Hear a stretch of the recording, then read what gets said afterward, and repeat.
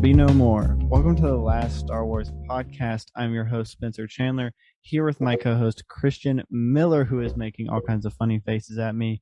And it's good to be back, Christian. How are you doing? I am actually here. I'm not actually muted. So yeah, welcome back, Spencer. Welcome back, myself. We're we're back with the Resistance rewatch for the first time. Mm-hmm. It's been a while. We took a break for Kenobi, and then we took a break after Kenobi. We actually took a break in the middle of Kenobi. If you listen to it, you know why. Summers are hard, man. So yeah, and we're trying to at least finish season 1 of Resistance. We wish we could have finished it before Kenobi to make it all like neat and tidy, but it's fine. After a long hiatus, we're back watching this very fun, Easter egg heavy, light, fun adventure Star Wars show. Oh yeah. Well, before we get there, Christian, how has your week been? Have you done anything fun and Star Warsy this week? Constantly, I can't get away from this little space opera. And since we last recorded, I've gone all the way through the original trilogy. Well, actually, so I finished Rebels, right? Yes. Amazing. I'm aching for more Rebels, and the way we get that is Ahsoka. I wish we had more animated series, but it's fine. I'm hyped for Ahsoka. Then I watched Rogue One, A New Hope, Empire Strikes Back, Return of the Jedi, Force Awakens, Last Jedi, Rise of Skywalker, all within like 6-7 days, I think. Very nice. Because like I had time to do this because I had COVID. Yes. That's not good. I need a soundboard. Part of why I was so eager to do it though is before I had COVID. I took a 3-day vacation and like did nothing Star Wars. I guess that kind of prepped me. Mm-hmm.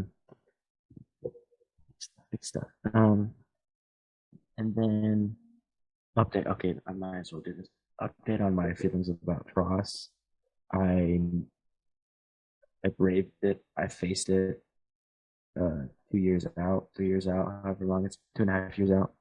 I'm no longer repulsed by the things I don't like. I just sort of know that I don't like them, and I can sit with that, and I can sit with the things that I was probably afraid to embrace, but like I really do like, you know.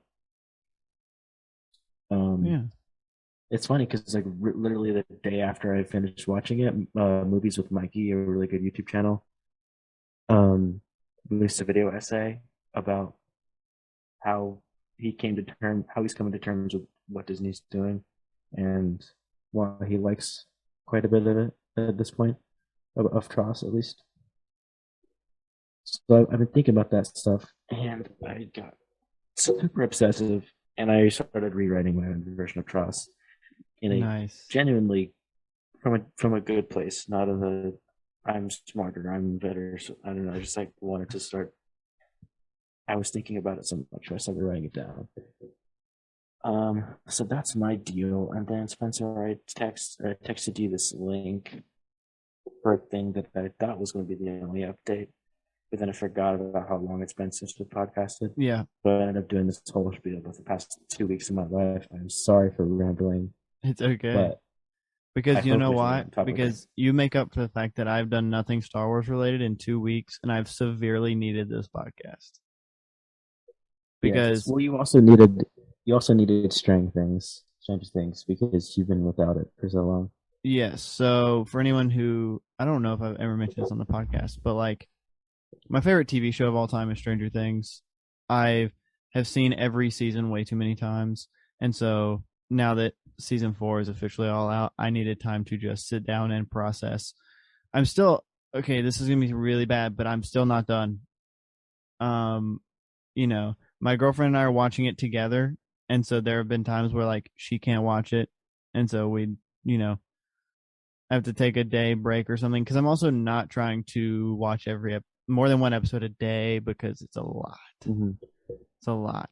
I didn't know how That's serious you were when you were that's like, because you yeah. warned me. Well, You're like, don't watch more I'm than one episode a day. very organized and very habitual with my TV watching, so that like I'm either watching, if it's an hour long episode or 44 minutes, it's like I will watch one a day. And if it's Mm-hmm. 22 minutes, 30 minutes, I'll do two, chunks of two. Hopefully, God forbid I ever get stuck on an odd number. I'm weird about that. Like, like Yeah. if the show has odd number of episodes, it really screws up my schedule. Mm-hmm. So like I already divide things up very neatly with my Yeah. shows. So even though like I see what you're saying, like you're not as much like that, but Oh no, I will binge watch. Stranger Things demands that of you because of how long it is. Oh yeah. I have 2 episodes left, so I mean we're getting into like the down and gritty of it, and I love it. It's so good. But anyway, we're not here to talk about Stranger Things. I do want to, however, talk about that link that you sent me, because from someone who may not understand physics or just like numbers in general, you don't really get the sense of just how crazy that is. Um, so just so that It's hilarious. yes, it is absolutely hilarious. So, A anyone, little bit of background while you pull it up.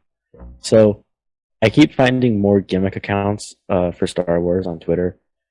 Um, like I love the shot by shot account, and then I found some like behind the scenes accounts, concept art accounts, and then recently I found this account that is crazy ass moments in Star Wars history, which it can be real life or within the Star Wars universe, and they just bring up like things that like people forget about that are like super weird. And the one that they posted today, I think, was of this clip from Rebels where Agent Callus is fighting Zeb. I yes, don't know if Spencer, if you're going to be able to put the clip in and post or whatever, I will but try my hardest. But if you can't look it up on Twitter, it's really funny. Um, yeah, it came out yesterday. This tweet was tweeted. Anyway, it's Agent Callus rolling on the ground very, very quickly, like very quickly. And this person, maybe they did it themselves or looked it up, but someone has calculated his acceleration based on the height that we know that Zeb is and the height that we know that Agent Callus is, and calculating basic physics math stuff. and Anyway, time and stuff like that. yes, so looking at it, it says that he accelerated at a rate of 69.75 meters per second squared, which doesn't sound like a whole lot, right? But that's about 7.1 Gs. Now, this Christian, is that what confused you because you don't really have a concept for Gs? Mm-hmm. Okay, so the easiest way to explain this: 1 G is the force of gravity. Like G's are Oh, force like of G gravity. Force, Yes, like the like the movie. little animal, like the little hamsters. Yeah, exactly. However many hamsters you have, that's how many G's you have. Whatever. So 1 G is the force of gravity on your acting on your body whenever you're touching the ground. It's 9.8 meters per second squared that's pulling you down toward the earth. 7 Gs means that if you had 7 times the force of gravity of Earth pulling down on your body at one time. So, you know, you understand like terminal velocity. Your terminal velocity would be like 7 times or to the exponent of 7 times higher if you had 7 Gs. To put it into perspective, um, if someone in a His fight, 0 to 60, right? It was his 0 to 60 was like less than a second. yeah, it was 0.31 seconds. But to put 7.1 Gs into perspective, just so you know how much of an absolute unit this man is, when you're going in a fighter jet, at approximately, top speed in a fighter jet, or like 800 knots, which is very, very fast. If you were to like pull up and just go straight up, that's about 9 Gs. And he's approaching that. Like, that's the force that we're talking about pulling up on him. Like 10 Gs, it is like, I don't know if you've seen like any of the Top Gun movies, but 10 Gs can rip apart a fighter jet. Mm-hmm. So yeah, he's moving very fast. Quick physics lessons for everyone. So yeah, I just thought, and it also just like visually looks hilarious. So like, there's all those like questions that you just can't help but have that I never had when I watched that episode recently. I never even noticed it. Yeah, it's just like, okay, is this one of those style adaptation kind of things, or is it literally saying he can do that? Because you don't see him do that ever again. And it just like he's just like, it looks like a video game glitch. Like he's just like accelerating without ever springing off anything, or there's no run up time or anything. He just like starts twirling and just keeps doing it. And his relative speed to Zeb is just like exponentially higher, and it's just like insane to look at. Yeah, and it's too funny. It's too funny to like actually critique. I can't believe people in the comments were like, "Oh, this is because the Rebels' budget was so bad," and like, I can't believe they did this so poorly. Like, how could you be upset at this? This is so funny. Yeah. Well, and I will. I'll put this picture definitely in the podcast, but another image they posted today is Han Solo fist fighting a space otter. It's from a comic from the 90s, and it's really funny. And then you have the new one, which I don't know if I should say on the podcast because it's not really PG. Oh, is it the one of Bo-Katan? No. That one's funny. It's like Bo-Katan inappropriately interacts with Ahsoka Tano because she slaps her butt. Like, yeah, Bo-Katan's introduction. If you watch Bo-Katan's first episode, there is no indication that she's going to be a major, very in-depth character at all. Yeah, like she's very. They introduced her as like, oh, we need a girl Mandalorian, and like, she's very one note. And then I forgot about that scene. It's insane. Well, and she grabs her face first, and then anyway, no, the one I'm just gonna say on the. Who cares? This show hasn't been PG at other times as well. There's no way this is true. There's no way that this was actually said by this person. But it says John Boyega on Rey's romantic life post Tross. Did you see this? No, he said that. He said that. I don't want to do that. That was while like the Reylo ship discourse was very active, and I unreasonably got upset. He really said that? That's kind of funny. Yeah, like there was a bit too much vitriol over just him not sharing the opinion that Reylo was his thing. Like, it's okay if that's not his thing. So I remember being like a little bit overly like offended by that for no good reason. So I just feel bad about like it's what he said was kind of inappropriate in like a totally different way. It's not about disagreeing with Reylo. It's more about like he kind of said a sexist thing, but I don't. It's not that. It's not a huge situation. Yeah. Anyway, it's a funny little Twitter feed, so I'll probably be checking in on it regularly.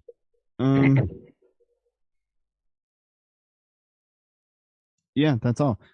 We should talk about Resistance because we're like 20 minutes into the podcast and haven't talked about any Resistance. As is our custom. As is our custom, and then we're gonna because we like to keep these episodes at like an hour or to an hour 15. We should probably start talking. So as per usual with our Resistance rewatches for the first time. Been a long time since I got to say that. Rewatch for the first time. Me for the first time, indeed. It sounds like I'm just learning English. Uh, so, as per usual with these episodes, we will not be doing a synopsis for all the episodes because that would take way too much time.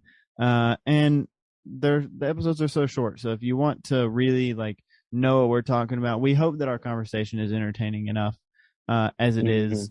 But if you would like to watch the episodes, today we will be talking about season 1, episode 16, The Core Problem, episode 17, The Disappeared, and episode 18, Descent. So if you'd like to go watch those episodes, they're like 20 minutes apiece. And that way you kind of know exactly what we're talking about. And, we can all have a good time. But if you don't want to, we hope that you enjoy the conversation anyway. So, Mm-hmm. So, in lieu of a synopsis, the general arc of this is we're reaching more clarity over what the First Order is doing. Yes. And getting this sort of urgency of what the Colossus needs to do, or Kaz, and as a stand-in for the Colossus, what he should do, how the Resistance plays into that, because there are other missions the Resistance needs to be doing as well. They're not the only ones, but we're really focusing on them.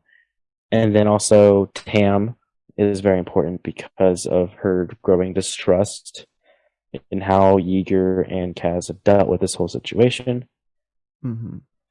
And the overall being of the First Order's grip on the Colossus, how it's affecting the citizens.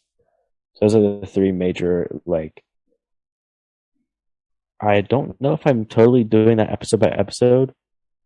Probably a mix, but like those are like three major, like we're talking about 3 episodes, and those are the 3 big ideas that are going to guide our discussion. So yes, well, with this first episode, this is a very special episode because this is a Pope-isode. Pope-isode. A Pope-isode.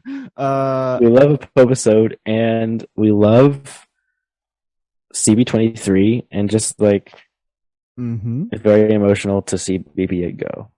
It is. I was actually like really sad. I didn't think that I would be, because like I think we were supposed to know that BB-8 was gonna go back with Poe at some point, but it's like no, like not today. Like that's so sad. And then at the very end of the episode, it's I know I'm already skipping to the end, but it's whatever. At the end of the episode, it's like Kaz is like, oh, we'll just wait and we'll exchange droids later. And I was like, yeah, they're not actually going to exchange droids because there's going to be some reason for them not to.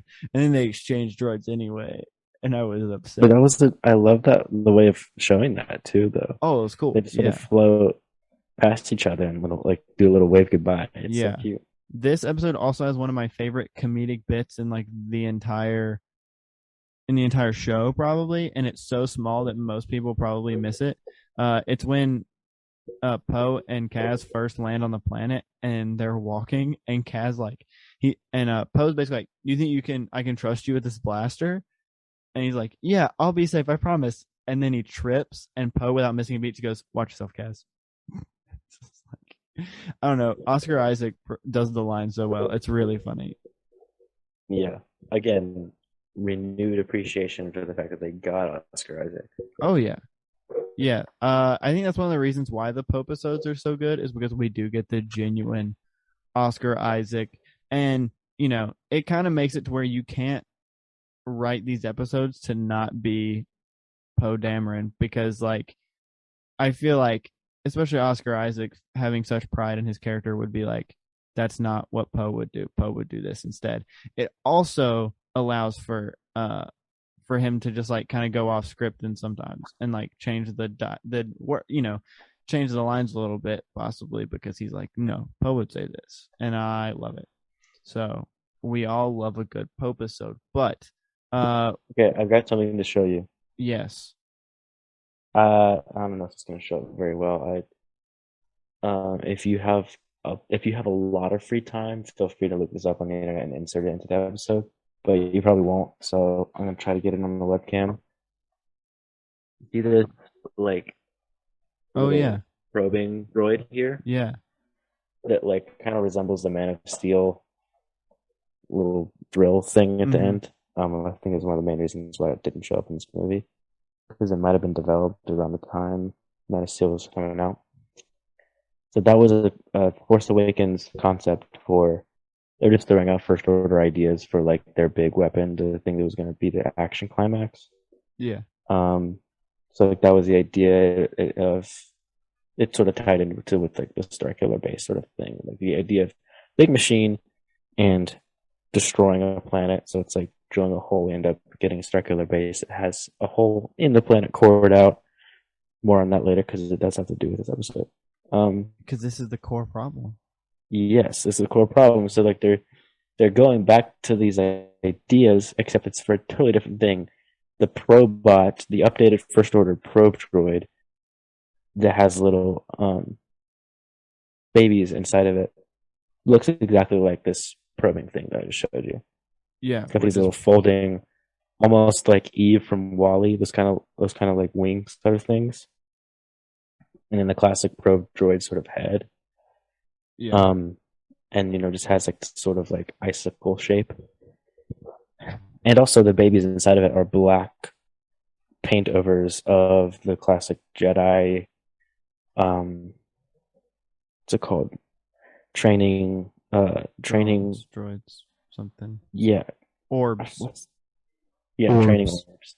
The little things that Yeah. That was actually a really good impression. That was pretty awesome. Listen, not only did I watch the movie on VHS growing up, but I played the Hasbro online game where you had to deflect the training orb. Oh yeah. So I memorized the sounds very well. Okay, I don't want to go off topic, but did you ever go on Hasbro.com to play Star Wars games? I think maybe when I was younger, but I also was way too obsessed with just going outside with my lightsabers with my brother and beating the crap out of him. Yeah, going outside. Yeah, just kidding. We joke. I actually was quite the outside kid until I was like 13. Yeah, me too. But that's kind of when I stopped. We need to do an episode because I don't know how to find those games. I don't think they're on the website, so I want to do a research episode about. Yeah, do the Wayback Machine. Yeah, but like, so yeah, it's like a probe droid with little Jedi probes inside of it. Yeah, that's the main concept art sort of nerd thing I have for this episode. Yeah, for this podcast episode. I think it's really cool. They always bring back these elements that were in play when they were visualizing the sequel trilogy. Mm-hmm. That's why I said at the top of the episode of like this is a fun Easter egg heavy show as part of my appreciation for it because I'm such a story art and concept art nerd that I catch every detail that comes into play when they're little having to add any sort of species or droid. I catch it all. So yeah, it's actually really impressive because it means that you've read those books so many times that you can just like see a piece in a random episode and be like, "Yo, I know exactly what movie that's from," and it doesn't even show up in the movie. Mm-hmm. I don't know if it's sad or impressive or both. It's impressive if I get a job that requires that knowledge. Do you ever have to do that when you're serving people? You're like, did you know that in Resistance, episode 16? No, but I mean, if I see a kid in a Star Wars shirt, I'll be like, "Hey, cool shirt." Yeah, and they love it. But I think it was last podcast episode where I brought up the fact that they used a Rey concept art piece for a painting in Tora's room. Yeah. That was the last time I did something like this. Anyway, let's hand the mic to you. What's the takeaway that you have? Well, from this episode, I love that we finally get like, I can't tell if the planet that they cored, because they core a planet, and I can't tell if it's like it's a planetoid. It's quite smaller. Yeah, that's why I'm wondering, did they do it to try to make Starkiller Base and then it didn't work? Or did they just core a planet for like the heck of it? Because the planet that had what I assume is the Kyber crystals, because the whole Starkiller Base thing is powered by Kyber crystals for anyone who doesn't remember that. It seems like it's the planet. It's the planet formerly known as Ilum. Yes, which is also in Clone Wars arc, Mm-hmm. and also in Fallen Order. Fallen Order. Yes. Mm-hmm. So fun stuff. But the planet that Poe and Kaz are on look like an old Jedi temple, or they seem like they are a Jedi. Was a Jedi temple? I don't know what to make of that, but the one that they fly through, that I think the whole area of like planetoids, I think that was just seeing like experimenting with coring planets and seeing if it'll stay intact if they take out the Oh, core. that makes sense. That's what I think is that they're just sort of experimenting and that they always had Ilum in mind as the final one, but they don't want to mess up Ilum. You know what I mean? Yeah, well, and think about it too. Like you can use the same amount of materials to core a huge planet that's like 5 times the size of the Death Star and put a giant gun in it, or you can use that same amount of materials and work to just build a giant space station that's not nearly as big. So, hey, they're being resourceful. First Order Mm-hmm. being resourceful. Yeah, Save the but environment, still, I mean, destroy a they're planet. still living a paper trail for a 16-year-old screw up pilot to figure out their That is secret. true. And it's not even a paper. They're just saying too many things out loud. Yeah, but let's not be too down on Kaz. Kaz is a smart and resourceful, When he needs if to not, be. if clumsy, but still very. He's got Yeah. a heart. Um. So yeah, I think it's like an experimental thing. As for the Jedi, actually, I don't think it was a temple because remember they show the Tupa doll. It might have just been a little village. That's right. It wasn't a Jedi. I thought it was a Jedi temple at first because I was like, oh, they're here to steal kyber crystals. Actually, okay, here we go. You know how the in the Children from Tehar episode, Mm-hmm. they were going after those kids, Kel and Ayla, because they're force sensitive slash their culture is very force heavy. Mm. Um, Also, the village on Jakku, remember the village on Jakku in the Force Awakens is a Church of the Force community. Yeah. So, like, maybe your assessment was right that that temple was Jedi-ish, and that's why they destroyed it. But it has more to do with their sort of force-sensitive genocide thing that they're doing, rather Yeah. than coring out the planet for kyber crystals. Mm-hmm. That's right. Does Because that make sense? from what I understand, Ilum is the only planet that you can really get a kyber crystal. Yes. Um. So, but it was blaster fire that was their damage, right? Yeah, that's what Like, Poe said. so I don't. I think it was just sort of connecting all of it geographically, like, oh, they could do all these things at the same general area. Mm-hmm. Um, because maybe destroying those planetoids or the moon or whatever that probably blocked out. Right, because they blocked out the sun. Remember, Yes. so they don't have the Kyber not arc reactor, but sort of reactor to drown out the sun. But maybe it has more to do with destroying that moon that blocked out the sun. They Yes. destroyed the sun somehow, right? In this episode? They said that like they went to the system because And there that's was where the no system was supposed stars. to be. Yeah, yeah, yeah. So like maybe the experiment was more than just coring that Bro, moon. That it maybe was like no, because they Starkiller actually Base did can't drain the move, can it? sun. What? Starkiller Base can't move, can it? I think it can. So what if they showed up in Starkiller Base, took power from the sun, but then the thing still wasn't powerful enough, so it just blew a hole straight through the planet instead of blowing it up? That makes sense, but that's still it seems like the cored moon It's supposed to looks be a like precursor. Yeah. the moon looked like a prototype Starkiller base, unless the laser of the circular base went through it. That's what I'm thinking. I don't know though. Maybe I think it's a real hodgepodge of idea. No. I don't think circular base destroyed this because the planet was still intact. It was just the temple that was destroyed and the people that were that's what I'm killed. saying. I was like, maybe it wasn't a good enough. Maybe the weapon wasn't powerful enough. But I think they're just trying to give you all of the things that Starkiller Base does in the sequels, and is like, get it, because like it's like expanding on what we see in the sequels and sort of from Kaz's point of view of like there's so much more that was going on, and like he's sort of tracing the steps of what we see in the sequels. Yeah. So it's weird because a lot of times a lot of it does feel like it's fully explaining background for the sequels, but it also feels vague enough to where like we don't know exactly what they're doing, but we know they're coring out worlds, seeing if the technology works. They're killing Jedi or Force communities, and they're draining the sun. The draining the sun thing is what I'm really lost about. Yeah, that's why I don't understand. Because there was no, I don't think there'd be a way to drain the sun if Starkiller Base wasn't there. Yeah. I'm gonna let go. I'm gonna accept that I can't know everything. Yes. But I think this is all pretty cool.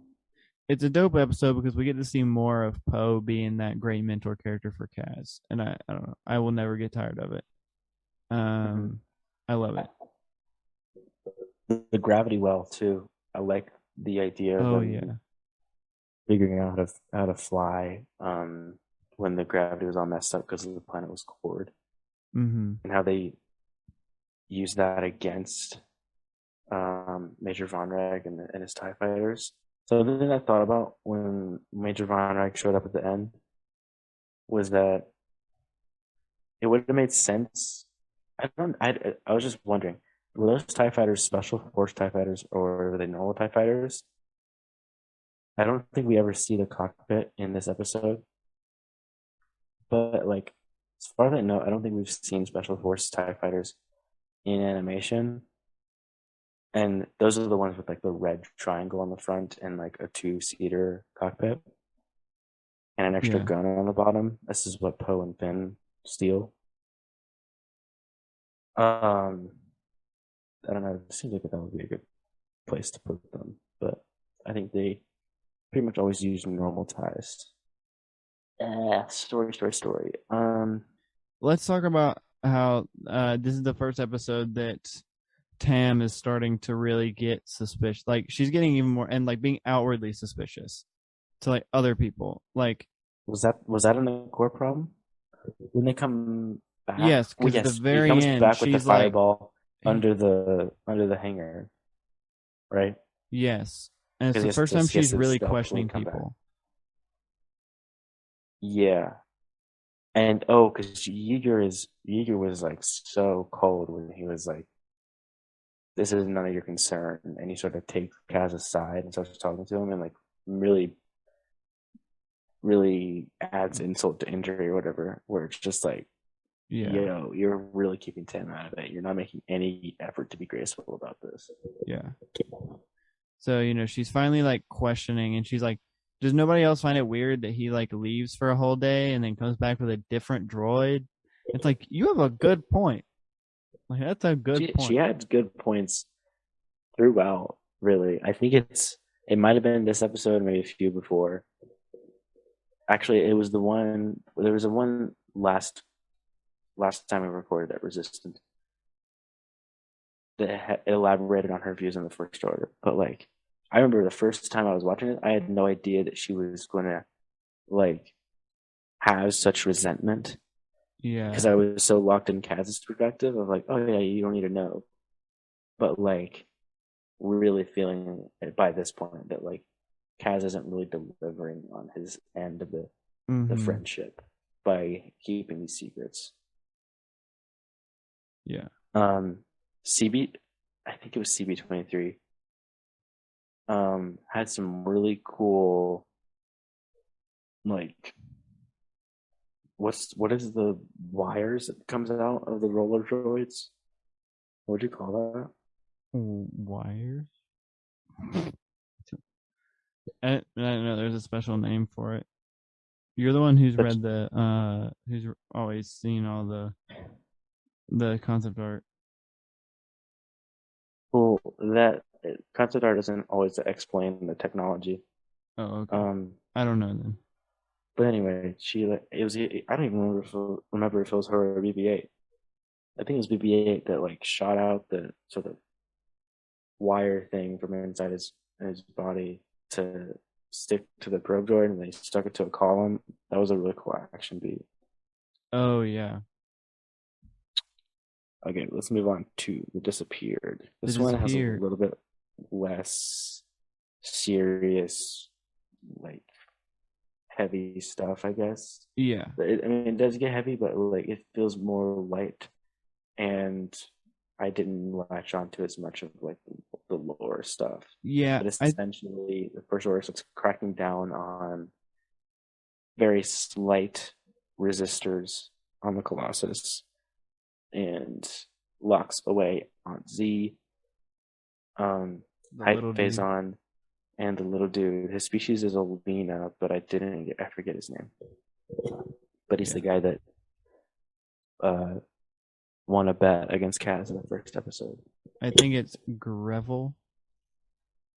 Grevel, Were you agreeable? Or something like that. I think.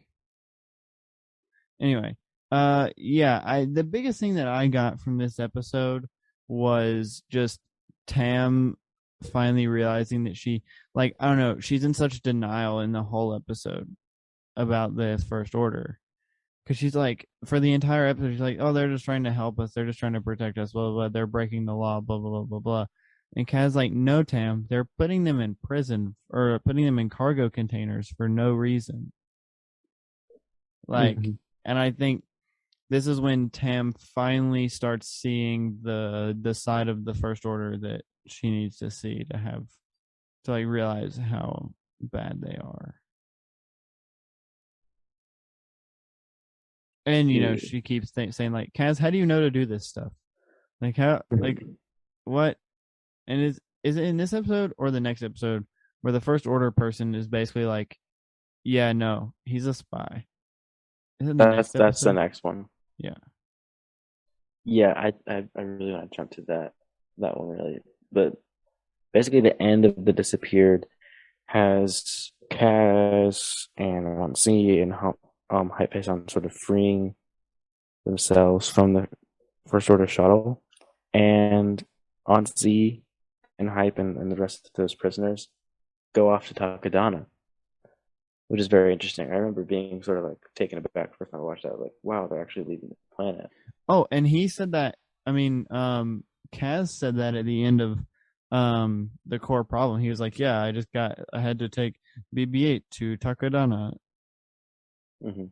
So they're Not, dropping that in there. I don't think there's any significance to that. But yeah, the Kaz does lie about. Yeah, that's what he said. But then on Z is like going to Takadana to meet up with Maz Kanata, Yeah, her old friend, yeah, which is there should be a tally of all the different characters who know Maz Kanata. yeah, Like there's like even more than Yoda, there's so much potential for like connective tissue for like innumerous fun adventure stories. Like Yoda has a lot of connections with Jedi, but it's already a lot of it's already mapped out in terms of like his apprentices and like his dealings with the Skywalker saga. So there's a mm, lot you can't do. There still is a lot you can do, but Maz Kanata for 1,000 years has been this like center of the smuggler world, yeah. knows everyone. Like I don't know. I think it's a cool thing. I would like to pitch a very short TV show. It is just three friends having fun times and adventures, or just sitting around talking. But it's Maz, Aunt Z, and Sid. They all should be together, and just doing their thing. I think it would be hilarious. Space Golden Girls. Yeah, yeah, yeah. Space Golden Girls. Absolutely. I love it. Yeah. It's actually, I mean, so many people, obviously, thousands of people know my opinions about Star Wars. Um, and what I think about the things that they're repeating too much. But the thing that I would have given them full permission since like 2015 is like use Lupita Nyong'o's Maz Kanata as much as you want for anything if she's Yeah. down. The thing is, she's not down because in the past like decade, she's done like three movies, four Yeah. movies maybe.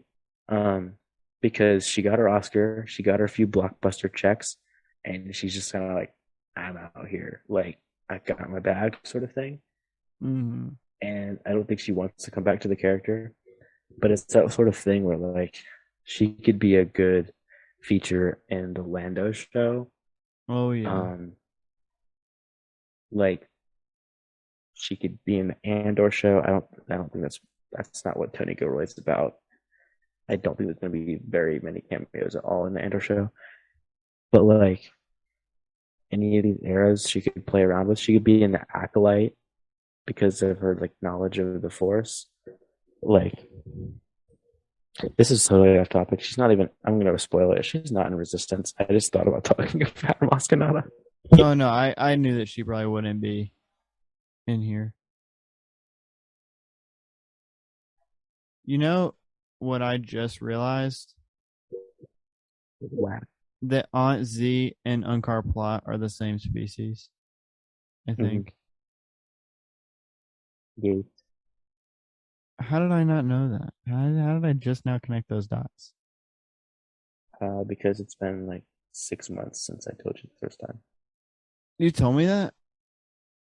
I feel like that's what we talked about the first episode. We probably did. Yeah, no, the second episode I didn't really get a whole lot out of it because I was just kind of like, oh man, they're saving people. Like I was so used to like us getting more in depth and more in depth and more in depth, and then it was like, oh, we're saved. We're just gonna take a quick Mm-hmm. breather from the But plot. then, but then we get what's it called? You got But it. we have the Descent, Yes. which is the pre-finale, the pre-nally.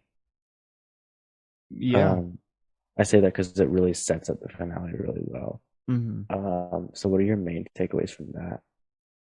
Um, I I don't know. It's very I don't know. It's because it's not prequel-y, but it's like a lot of the show has been very like let's pay homage to older like either the new stuff or let's just have bits of the prequels and stuff. But this episode just felt really like new. I really liked it. I agree. I definitely agree. It's like a it's what actually when I was watching it for some reason I drifted off into thinking about season two and what I like about season two. Um, this is definitely a precursor for that in terms of they hit their stride in terms of really making good adventure Star Wars stories. Yeah, Just really hitting it's that like fun adventure tone. when this episode was like Mission Impossible in space. Yeah, Like it I just was felt it big Mission Impossible vibes. in terms of the technical like action, sort of how it progressed, just felt so urgent Yeah, and I loved it. thrilling. But then on the thematic, like just very hard side of it, Mm-hmm. it reminded me of Rebels, and it sort of was reiterating why I like this show because it is this take on the rebellion that's localized. Because that's the heart of the rebellion is Mm-hmm. people in their communities, in their immediate environment, rebelling against oppression, and how that ties in with the greater galaxy stuff, but how a lot of it does everything local matters. Um, and I was moved by the end of it. Yeah, We're talking about how Kaz is an honorable, noble guy, even though he sometimes messes up. His speech at the end really moved me. yeah, Um, and it was so cool to see him just lead in that way. And it's funny that like that moment where he's finally like, I know what to do and I know how to organize all this. His hair is different. I don't know why that's significant to me. Like that's the first time his hair comes down because he was in the water, Yeah. and it's him being like this inspiring. And he's like, it's for the first time you see. I don't know if it's the first time, but he has like his undershirt. I don't know, a little When visual like cue, I guess. Jaeger's sacrifice there, where he's like, "Yeah, you got this. They're gonna take me. You go. You know, like you're gonna save everybody." And it's like, Yeah, because Diego's got plausible deniability as a form of rebellion. Well, they know about Kaz anyway, but like for the stalling, mm-hmm. they could sort of play along with like, oh yeah, it's just Yeager. Well, and the fact that so another great thing about this episode is that Yeager has always been very passive about fighting the First Order. Yes. He's always been, Kaz, I want to know what's going on, but I'm not going to help you. And in this Mm-hmm. episode, he's like, we're doing this. Like, I now And know it. Doza's in on it too. And Doza's in on it too. Yes, that's awesome. I love it that Doza's finally making the right decision. It's never too late, I guess, but he finally realizes the bad decision that he made and he's trying to Yeah. redo it. It's still cloaked, like he's still keeping the face of cooperation, Yeah, but he's exactly. finally okay with like we need to go against them Yeah. because they're taking over, they're arresting the good guys. Yeah. And I think Jaeger's And it's also just so like, it's what was that? I think Jaeger's just like, yeah, I know what they're doing now. And that's like, no, it just can't happen. Like, yes, beforehand they were annoying, but now they're like planning something bad. Like, we have to like stop them, get them off our place, get them away. And so the fact that he goes from the beginning of this episode or the end of last episode still being passive to the end of this episode sacrificing his freedom so that Cass can get away is like just a great. But then the flip side of that being they're still unable to tell Tam, and Yes, because of she that still they're doesn't understand. separated because they never. One of my favorite themes of Rogue One is trust goes both ways, Mm-hmm. right? Like if Cassian wants to be able to trust Jin on their mission, he needs to let her have a blaster, that sort of thing, so that they can be on the same page. Kaz and Yeager don't let Tam in. Don't build that mutual trust because they're always hiding something. Yeah. So Tam doesn't go after them when they're escaping because it's not within her best interest. Her best interest is to continue to be innocent and not know that secret because she truly does not have any reason to be pursued by the First Order. So it's just Yeah. heartbreaking that like that's sort of the core separation. But then they end up relatively easily telling Niku, but Niku is so naive that he doesn't believe them. Oh, he's like, I am a spy, and he's like, no, you are not. I Yeah, he thinks he's joking. love Um, it. but yeah, and it's so heartbreaking for Tam that she's like so in the right, and even Tierney, which I love that name, Agent Tierney, literally Yeah. sounds like tyranny. In this moment, from Tam's perspective, and from a general perspective, Tierney is being a kind person with ulterior motives, but like it's like a different kind of imperial. She's Mm-hmm. displaying empathy. It's like a sort of evolved, twisted first order sort of next step where it's not just cold calculating agents. Like Callus was also a security bureau. He never employs these sort of tactics. Callus is just like calculating and like um, combat ready.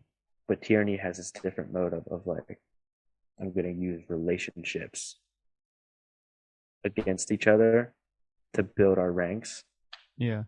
Um, and yeah, Tam is like in the right. She's been betrayed, and she goes to the authority figure who is offering trust and offering security and like offering respect because Tam has not been respected at all. She hasn't been allowed to work on the ship or to fly the ship.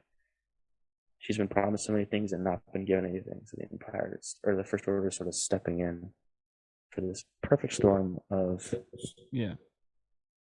a turn to the dark side, but not force related. Mm-hmm. Yeah. It's also just like that moment when she's like, "Yeah, you mean your friend Cass, who is a spy, who was part of the New Republic Navy?" Mm-hmm. Like, and she's like, "What?" Like that whole scene. It's like, oh, like I literally like out loud was like, "Oh no." It was like, this would have been fine if she found out from Cass. If Kaz would have been like, "Yeah, I'm a spy. I was with the New Republic Navy, and now I'm part of the Resistance," she would have been like, "Oh, okay." Like she may have not been like super receptive at first, but now it's like now she's being told by a First Order person, and now it looks like he is the bad guy. Yeah, Yeah. it's one of the hardest things about. I'm getting really sincere right now. One of the hardest things about growing up is that what like you learn how to gain friends, you learn how to lose friends, and the latter can't happen without the former, and oftentimes they happen simultaneously. The process of like, oh, I'm finding my people, you can fail them Mm-hmm. as you're gaining them, and it can really cause a strain on your Yeah. because it's how can I be a bad friend if I'm on this hero's journey? Let's step outside of yourself. It's not Yeah. just focused on you and your pursuit of fighting evil. Sometimes you can have good intentions and hurt people. Mm-hmm. Um, can we talk about Tierney's costume? It's like the best First Order costume I've ever seen. Oh yeah. Oh, that was Like fantastic. respect for the Phasma Empire for their like chrome and gold armor. That's always cool. We love armor. And You also, know, what's his name from like from Core Problem? Um, oh yeah, Von Reg. Von Reg with Yeah, his red stormtrooper. Like, yeah. yeah. I would say I would put Von Reg above Phasma Empire. Oh, I would too. Because it's like more tactical, less Mm-hmm. ceremonial. Mm-hmm. Um, Little minor favorites are the gunners on are they Star Killer Base or Star Destroyers? I don't know, but they have like these really cool like helmets that were originally used for the initial ideas for like what a Jedi killer or Kylo Ren could be. Um, Hux is always a great look. Um, we have a lot of great First Order looks, but I think Tierney has the best look because it's functional. You can see her face. She's got a good little shoulder biceps, so kind of like an Inquisitor. But Yeah. you also see like this gray fabric, so she has this like underlying sweater in addition to armor and like cargo pants. And then she has two holsters for two dual wielding blasters. And then also something to be said for her little bun hairstyle. Mm-hmm. Probably like a kind of a militaristic version of like a Leia kind of look.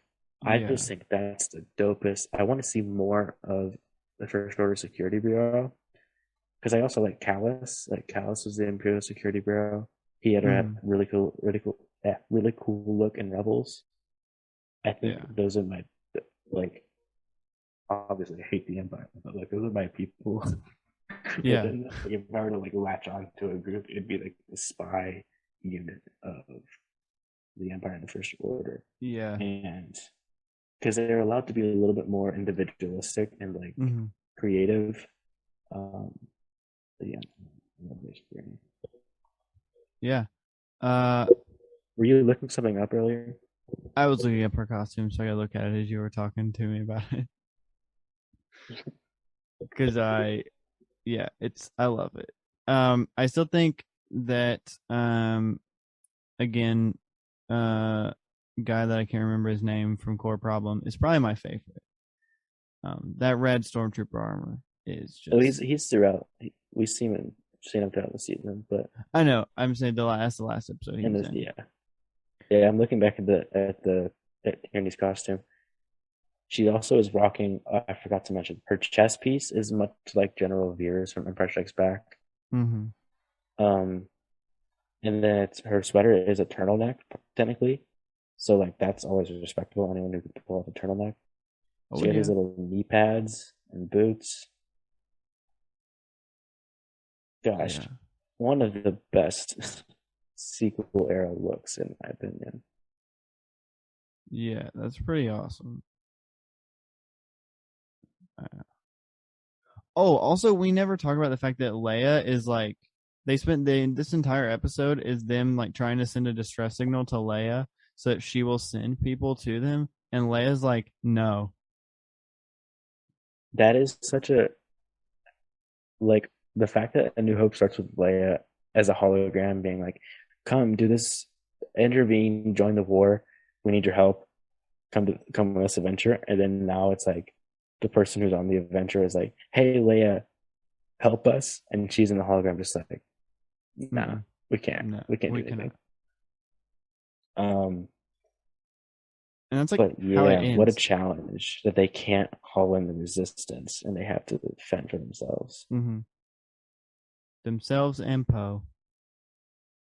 Poe will come. I Yeah, know it. we forgot to mention Poe at the end of the core problem goes off to Jakku to do his Lor San mission. Oh yeah. So that is that where Force Awakens kind of comes in? Hmm. Okay, so he went straight from there to Jakku to start Force Awakens.